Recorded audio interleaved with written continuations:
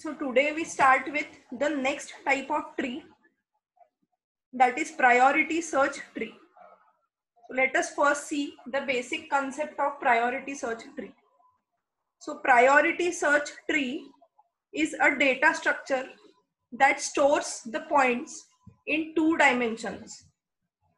It is an extension of priority queue with a purpose to improve the search time, because in priority queue the search time is order of n. So here there is an intention to improve the search time from n to order of log n. The points in a priority search tree are ordered by their priority.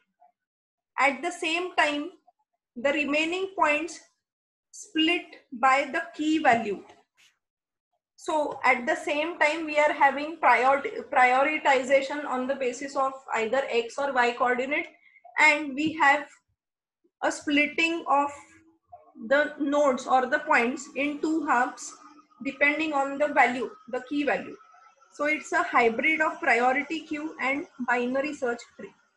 Now when we talk about priority queue, it's essentially a heap, because you might already be knowing that priority queue is implemented as a heap. So this priority search tree is a hybrid of heap and binary search tree. So each node inside this priority search tree represents 2 things. First, it represents a point in the data set. Along with it represents a key value, and this key value is such that it divides the remaining points into a left subtree and right subtree. Now the points that are less than the key value in this current node are added to the left subtree, and the points greater than the value in the key value in the current node are added to the right subtree. Now in this tree, the priority can be given to either x value or y value. So priority may be given to either x or y coordinate, but only one at a time. When we build the tree, either we give priority completely to x or completely to y. Both cannot be done at the same time. Now you might be wondering, what is the use of constructing such a tree? So priority search tree is basically used for unbounded range search. For example, we have already seen rectangular range query, wherein the query range is represented by a query rectangle in 2D space in terms of the lower and upper bound of x coordinate and lower and upper bound of y coordinate, that is x1, x2 and y1, y2. In unbounded range search, one or more ends are not specified. As you can see in the figure in this slide, the search range is bounded on both the sides for x coordinate, because we are having x1 and x2. So x1 is lower bound, x2 is upper bound. But if you carefully see the y interval in y coordinate, it's bounded only on one side. We have only the lower bound, that is y1. The upper bound is not specified. So this particular query range is closed from 3 sides and it is open from the top. One side it's open, means it's from x1 to plus infinity. Same type of unbounded search we can have from x1 to or minus infinity to x1, or the same thing can be there on y. So we can have like minus infinity to y, or y to infinity, or it can be minus infinity to x and x to infinity. So it can be unbounded from any side, one or more sides. So this is an example of unbounded range search. Okay, so we have already learned about 2D range tree, KD tree. So in those type of trees, we used both the x and y coordinate for construction of the tree, but priority search tree essentially uses either of them, either x or y. And note one more thing, that this priority search tree is a binary search tree. Okay. Now let us go ahead with the construction procedure of this priority search tree. Now in this construction, we'll construct a priority search tree by prioritizing the y coordinate. So we assume that the lower and upper bound of x, the x interval is completely specified, whereas only the lower bound for y is given, and on the upper side it is unbounded. So it is kind of y1 to infinity. So the one which I explained here in the previous slide. So now let us see the construction procedure of priority search tree. So let this capital S denote the set of points. So whatever points we have as input, let's represent the points as the set S. Now the first case may be this S is empty. So the set of input points is empty. Because the set is empty, there is no question of construction. So we directly return a null value. If it's not empty, then next thing we have to do is we have to find a point capital P from this set S such that P has the highest value for y coordinate. I am repeating again, from this set S we have to find out a point P. We have to search for a point P such that P has the highest value for a y coordinate. Means if you compare its y coordinate value with other points, it is having the highest value. And then we set this P as the root of the tree. So let's represent the root by R. So I hope first step is clear. First we find out a point P with highest y coordinate and we set this P as the root R. After finding P, we remove this point P from the set S. So next we find S minus P. So doing S minus P will give us all the points in S except for P. Next, we check whether S minus P contains anything or not. If this S minus P is empty, then we do not have to do anything, any further computation. We just return the point P. We just return this P. In case if S minus P is not empty, then we have to find a value. Let's call that value as x of P. We have to find a value x of P such that it acts as the median. Now listen to this very, very carefully. We have to find a value x of P such that it acts as a median on the x coordinates for the remaining points. So after removing this P from S, whatever points we have, the remaining points, we have to find out a median along the x-axis. That is, we have to find value of x such that it equally divides these remaining points into two halves. Obviously, it will be approximate, depends on how many points are there. So we will be identifying x of P such that the points are divided into two halves. Now after getting these two halves, we recursively apply all the above steps on these two halves. Let's say after recursively applying this procedure, it generates two halves, that is left and right, L and R. So left is the left subtree and R is the right subtree, R is the right subtree. So what we do is we set these generated trees as the left child and right child of the root. So try to understand this. After getting two halves, we recursively call the procedure on these two halves. It will recursively construct two trees, one to the left and one to the right side. And then we set the left subtree as the left child of R and the right subtree as the right child of R. Let us now try to understand the procedure with the help of an example. So here we have a set of points given. This is the given set of points. first thing we have to do is we have to sort the points on their x coordinate in ascending order. So note that I have sorted the points, these given points, on the basis of their x coordinate. Next, here we have a 2D space which is showing all the points, all the input points I have shown in this 2D space. Okay. Next, so these are the steps for reference. The first step we have to do is, because the given set is not empty, we'll go to step number 2, and first we find P. P is the point amongst these such that P has the highest value for y coordinate. So here if you observe all the points, the point which is having highest y coordinate is the point G.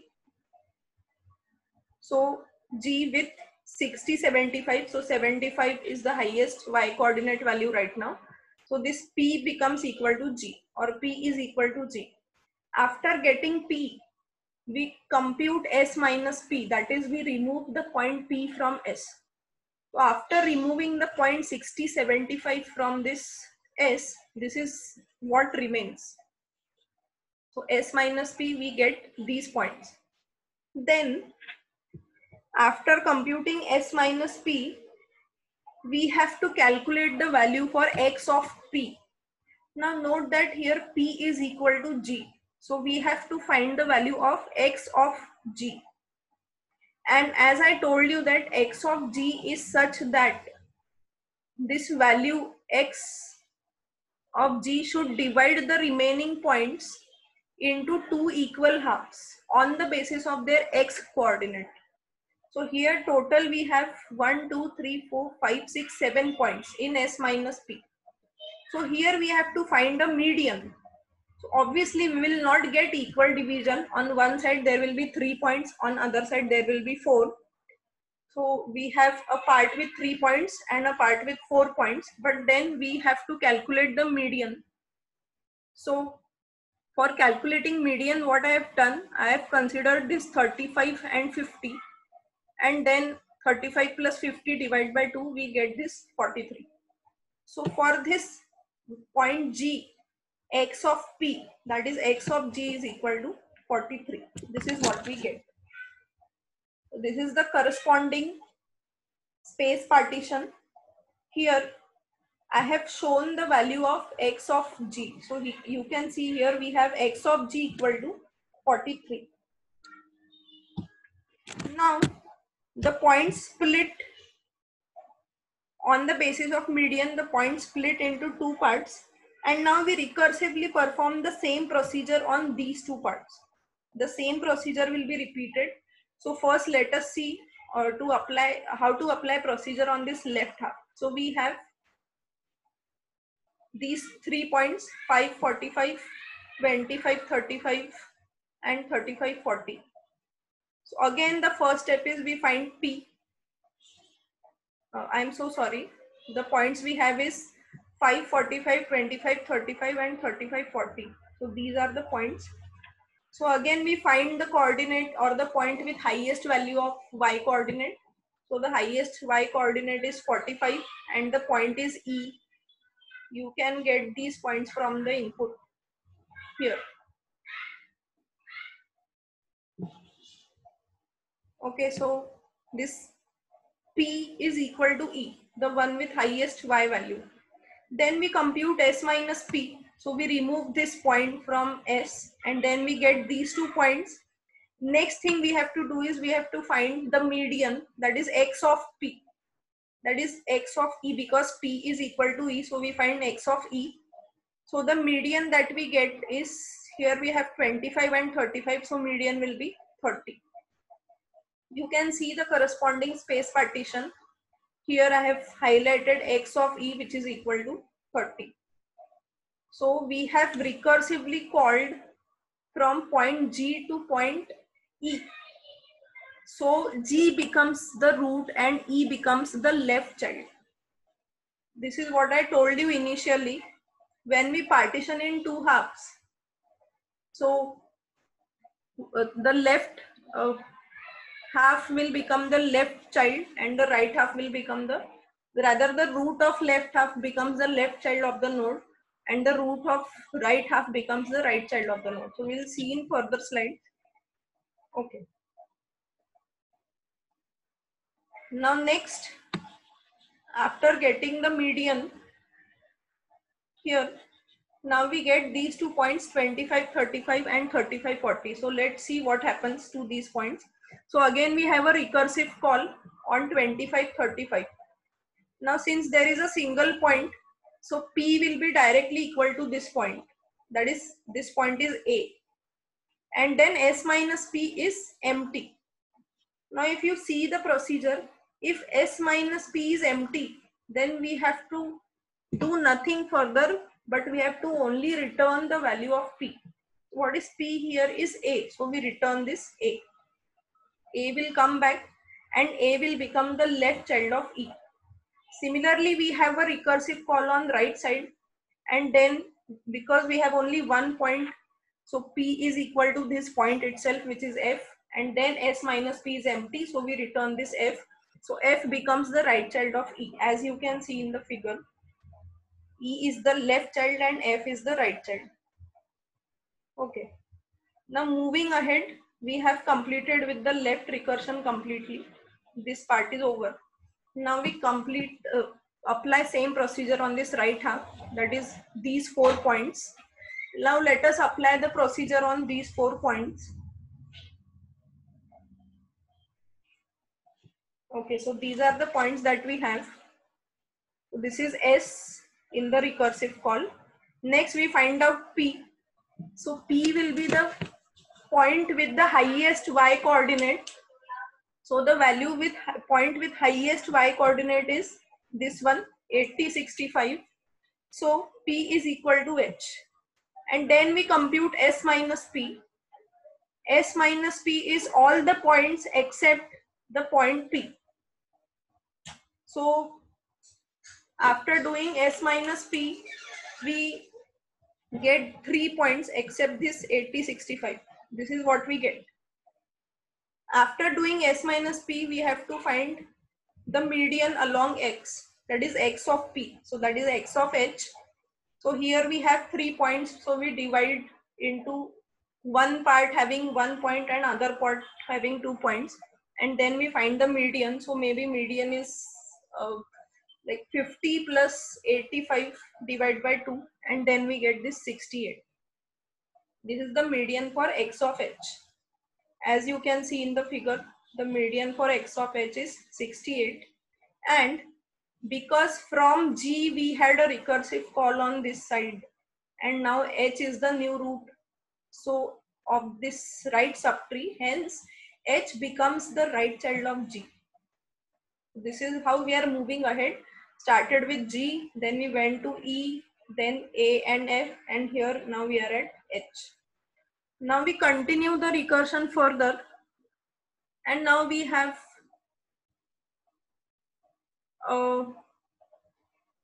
after processing this H, we get again 2 recursive calls. One is having this left recursive call has only 1 point, that is 50 10. So obviously it's going to become the next root. So this P is equal to this point, that is B. And since S minus P is empty, so we return this B. So this B will become the left child of H. As you can see in the figure, B becomes the left child of H. Now let's see the right part.